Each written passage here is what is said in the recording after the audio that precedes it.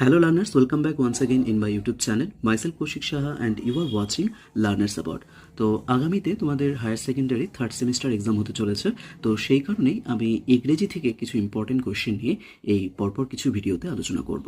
তো আজকে দেখো প্রথম যে কোয়েশ্চেনটি আছে সেটি আছে ম্যাচ দ্য কলাম। এটা একটা কলাম ম্যাচিং আছে, কলাম এ কলাম বি। দেখো এই ভিডিওতে আমি তোমাদের শিখিয়ে দেবো যে খুব সহজে তোমরা আনসারটা কীভাবে বের করবে। তো আমি তোমাদের এর আগেও তোমাদের আলোচনা করেছিলাম ফার্স্ট সেমিস্টারের সময় যে তোমরা ক্যান্সেল আউট অপশন, সেটা বারবার করে ক্যান্সেল আউট, যেটা যে অপশন ক্যান্সেল করতে হয় সেগুলো আগে তোমরা মাথায় রাখবে। যেগুলো ক্যান্সেল করতে পারবে দেখবে তোমাদের আনসার করা আরও সহজ হয়ে যাবে।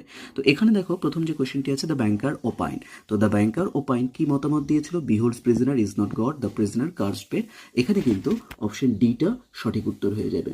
তাহলে তোমরা এবার খোঁজো যে এর মধ্যে কোনটা অপশন ডি আছে। দেখো অপশন এতে ওয়ানটা ডি আছে, বিতে ওয়ানটা ডি আছে, কিন্তু সি অ্যান্ড ডিটা হবে না। তার মানে তোমরা দেখো দুটো আনসার মানে দুটো অপশন অলরেডি তোমরা বাদ দিয়ে দিতে পারলে।